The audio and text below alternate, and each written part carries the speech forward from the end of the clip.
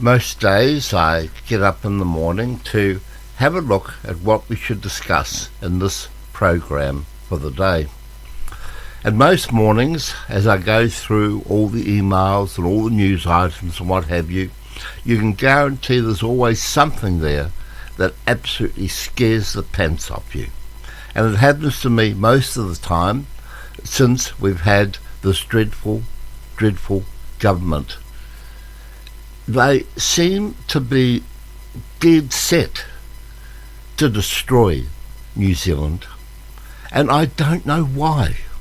Why is it that these people who are elected by New Zealanders to represent New Zealanders, that they have, or they feel, they have the right to destroy everything that your parents, your grandparents and your great-parents worked and fought for? What gives them the right? Is it because the Prime Minister is a little Marxist? Probably that is one of the reasons.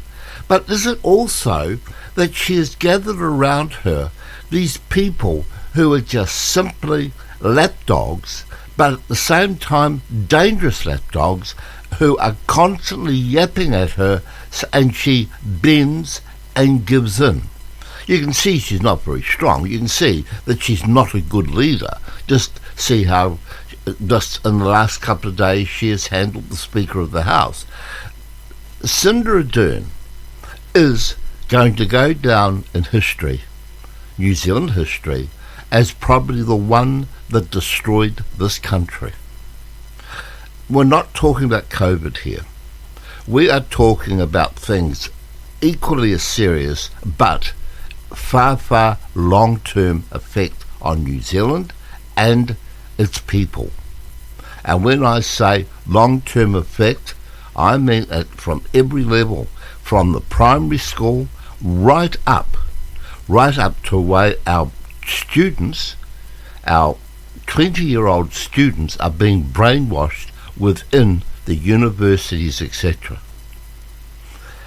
And a lot of this is being driven wanting to have New Zealand split down the middle ethnically.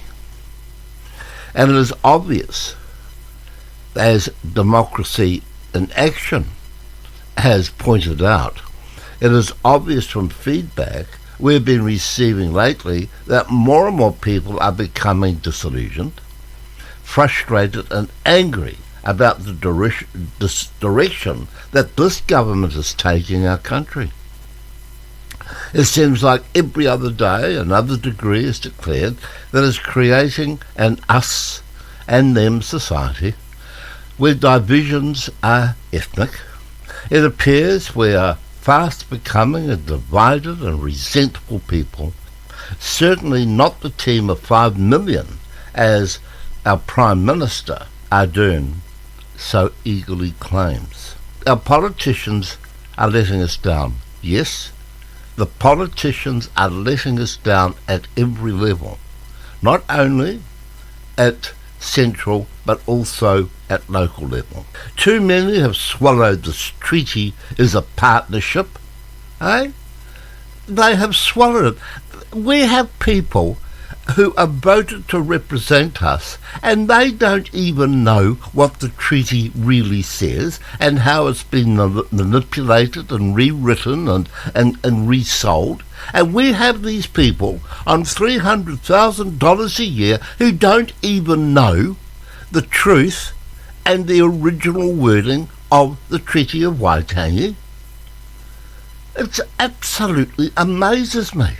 And we have a Prime Minister who is exactly the same, hasn't got a clue what the actual Treaty of Waitangi said at the time of signing and what it actually means today, before all the other clowns and idiot politicians allowed the Treaty of Waitangi committees and organisations to rewrite it. And we have school teachers, yes, particularly bloody school teachers, who believe this crap, that there is such a thing as a partnership. A partnership? A partnership between whom? It was never ever a document of partnership. You know that. I know that.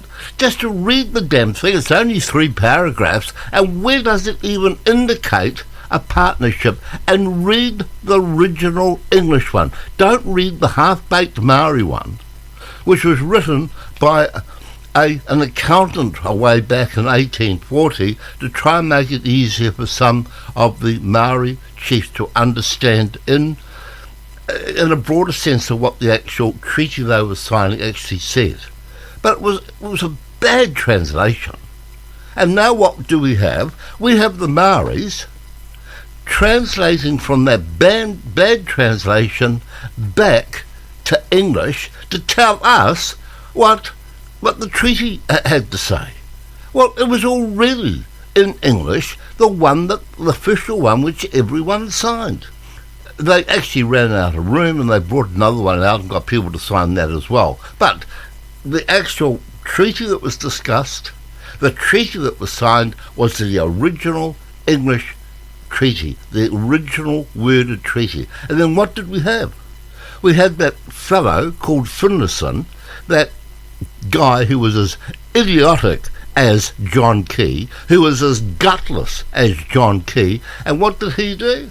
He accepted this partnership thing, and when Finlayson was ever approached by people like ourselves and scholars, he would not listen to anyone who had an opposing view on what he had already set his silly little mind on. That silly little dangerous man. Now the other thing that is happening here is that the population of New Zealand, the people of New Zealand, the public of New Zealand are now completely pissed off, unless the ones who aren't, of course, are the ones who are so easily sold an idea, or they're much younger and have been brainwashed by this dreadful educational system that we have currently. Maori wards are one thing, but the growing trend of giving full voting rights on council committees to unelected iwi representatives is arguably even more damaging to our democracy, especially as this is being done without a mandate from the community. This undermining of the basic principles of democracy is the constitutional change by stealth. Once you start down that path, where does it end? Does it ever end? Over in Tauranga, the anti-democratic madness continues apace.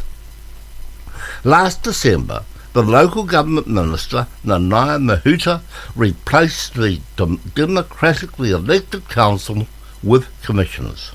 These commissioners have not only voted to introduce a Maori ward, but are also establishing an influential committee which is to include 4 seats for the Maori representatives and not one to be represent the wider community. This has been done without the consultation with the citizens of Tauranga, about which a radical departure from accepted governance practices. This is the crap that we're having to put up as ordinary, everyday citizens of New Zealand. It doesn't matter what your ethnic background is. You must be disgusted the way that this particular government has followed the national government, the key national government, which started a lot of this. Mind you, it really did all start with that dreadful fellow called Doug Graham. That's where it all started. That is a story in itself which makes the hair stand up in the back of your neck. That man was just crazy. But it has carried on through national policy, but now these policies are being carried at great speed by a little Marxist leader, Prime Minister, who thinks this is a great idea. And can you imagine when she gave the authority, when Mahuta asked for commissioners to go to Tauranga, what do you think one of the directions would have been? What do you think one of her directives would have been? It would have been, if you want this job and you want to see some good earn, you make sure that the Maori ward is put into Tauranga. You can guarantee that that was in the conversation. And if you don't think that's the case, well, you shouldn't be allowed to vote. We, as New Zealanders, it doesn't matter what your ethnic background is, it doesn't matter whether your family has been here for 7 generations or only 1 generation, it doesn't matter. Because I want to say one thing right here now. Don't you anyone ever dare refer to the Maori as Indigenous. Not in front of me. Because they are not Indigenous. They cannot be Indigenous. It's almost impossible for anyone who's only been here for this short time could ever possibly be Indigenous. And who were those people? Who were those people that welcomed them when they first arrived? Who were they? It's no good asking the Maori. They wouldn't have a clue what their history is. So don't have this bullshit poison your brain that they are Indigenous, because they are not Indigenous. They're just another group of people who happen to live in New Zealand, and in some cases they arrived before us. But who was it that was here? Who was it that welcomed them when they arrived in New Zealand in the first instance? So democracy and true equality for all New Zealand citizens needs protection. Now that was written by Tony Sayers, a retired school teacher, in his inspiring opinion piece, Time to Push Back. We've discussed this article by Tony Sayers simply because he's one of the old-time, well-educated, well-informed, feet-on-the-ground teachers. The sort of teacher that I probably would have had, and most of us in my generation and a couple of generations back just automatically had. Good teachers who knew their job and who knew their particular skills and their craft, and were not being led by a pack of Marxists, certainly in the Ministry of Education as we have today. And he is disgusted the way that the education system is moving and the way that the teachers, the unwitting, silly, bloody teachers of today, are being used as tools by this government and by the last government and probably the one before that, how they've been used to brainwash our children into believing that there is a partnership between Maori and the Crown, and that in any sense is impossible. So those who are opposed to the direction that this government is taking, we must exploit every legal means of demonstrating the opposition and encourage others of a like mind to increase the number of protesters through joining with them. And just please, just don't sit back and say, oh well, what can I do about it? Just over a cup of tea with your friends, just say, what do you really think about the separatism, this ethnic separatism that Jacinda Ardern is really pushing with Mahuta? What do you really think about it? And all of a sudden, you are going to find your friends thinking the same as you. They don't like it. And do you know something else? If you are open about it, you will be surprised at the number of older Maori who would be on your side, because they don't like this also. They have no feeling to this nonsense any more than you and I. So stand strong. And the most important thing we've got to fight for at this stage is we've got to get rid of this Marxist out of our government and those lapdogs that follow her. And I hope that the next elections we say goodbye to her and her bloody awful cronies and lapdogs that are actually ruining this country, and I mean really ruining this country.